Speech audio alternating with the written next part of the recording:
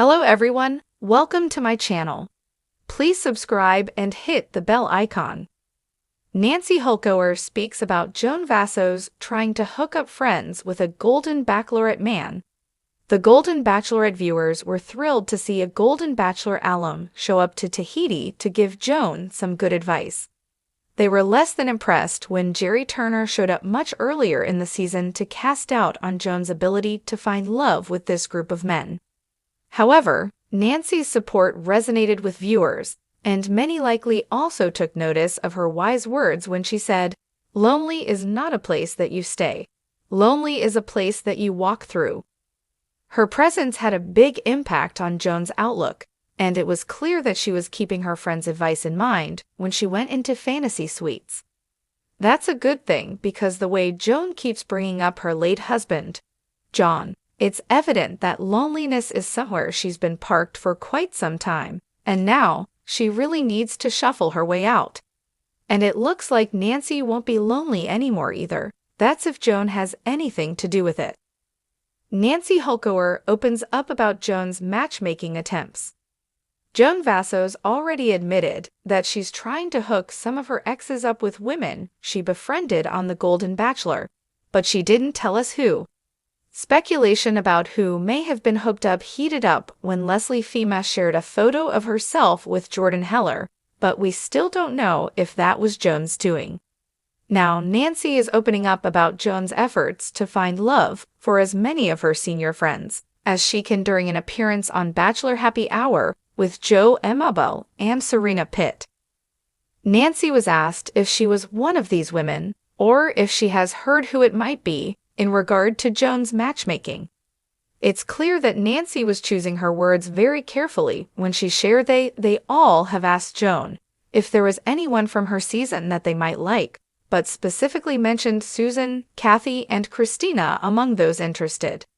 We all hope that at some point, maybe women who haven't met anybody and the men from Joan's season will get to have a little reunion party or whatever so that we can meet them, Nancy explained.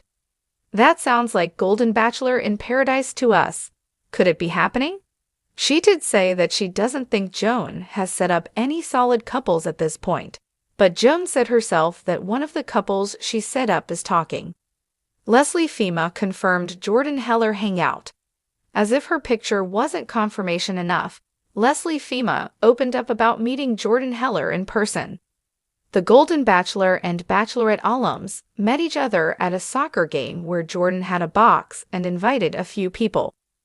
While Leslie made it clear that the sporting event wasn't technically a date, as other people were there, she did gush about how handsome Joan's ex is and teased that we could see them together again in the future. Nancy Hulkower, with her infectious laughter and spirited nature, leans back on a plush chair, a sparkle in her eye, as she recalls her good friend Joan Vassos' latest matchmaking adventure. Nancy, always one to find humor in the twists and turns of love, speaks with an enthusiastic warmth that radiates through her words. "Oh, Joan, she's truly one of a kind," Nancy chuckles.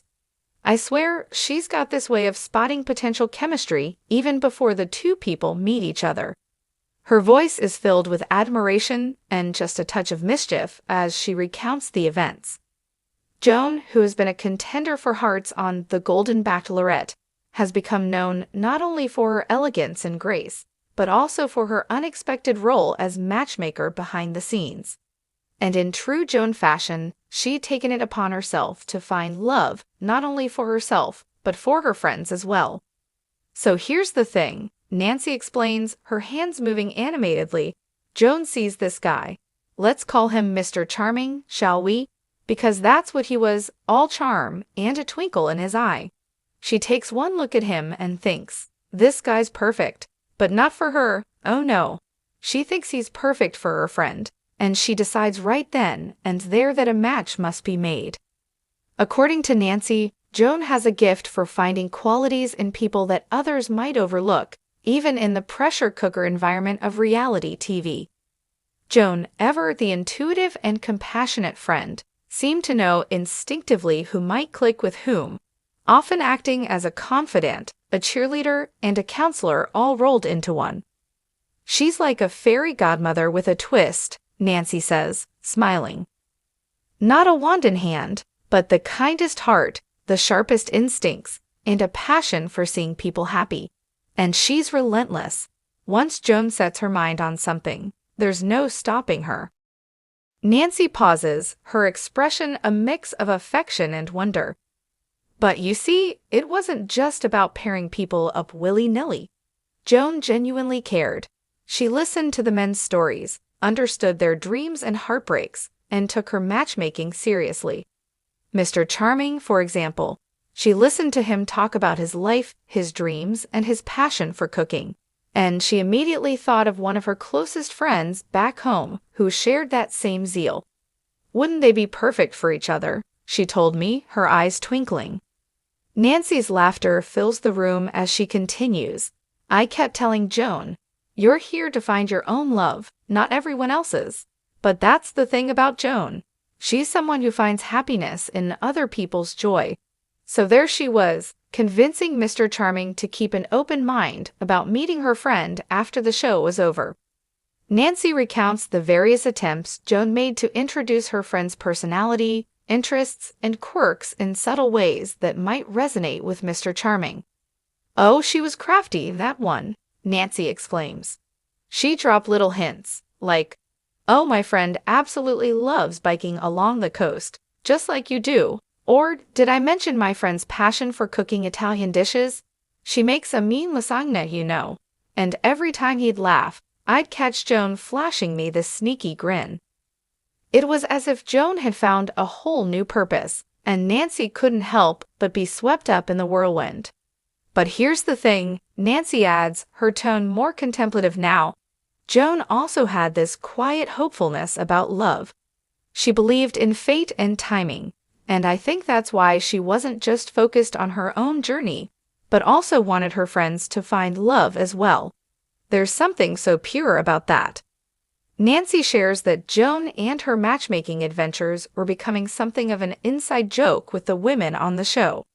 "We started calling her Joan Cupid Vassos," Nancy laughs. And the funny thing is, Joan would just blush and shrug. She never wanted the credit. She just wanted to see people happy. One night, after a long day of filming, Joan and Nancy sat together, sipping glasses of sparkling water. Nancy remembers looking over at Joan, who was scrolling through pictures on her phone, photos of her friend and Mr. Charming. Joan was planning a way to introduce them once filming wrapped up. She had a whole plan, Nancy says, eyes twinkling. "I remember her telling me, if he's the real deal, and my friend is really the right one for him, then it'll work out naturally. I just want to make sure they have a chance to find that out." Nancy pauses, her voice soft with admiration. "How often do you meet people who care that much about others?" Joan's someone who'll walk into a room and leave it better than she found it. She did that for Mr. Charming, and I think for all of us. As Nancy finishes her story, she can't help but feel grateful for Joan, a woman with a heart big enough to share her love story with others, even if that meant setting aside her own romantic possibilities at times. Joan didn't just come here looking for her own fairy tale, Nancy reflects, her voice tinged with awe and respect. She came looking for everyone's happily ever after, one introduction at a time. With a sigh and a smile, Nancy concludes, "Who knows what will come of it all, but I'll tell you this, if love has anything to do with kindness, intuition, and selflessness, then Joan Vassos has already won it, because there's no one else quite like her."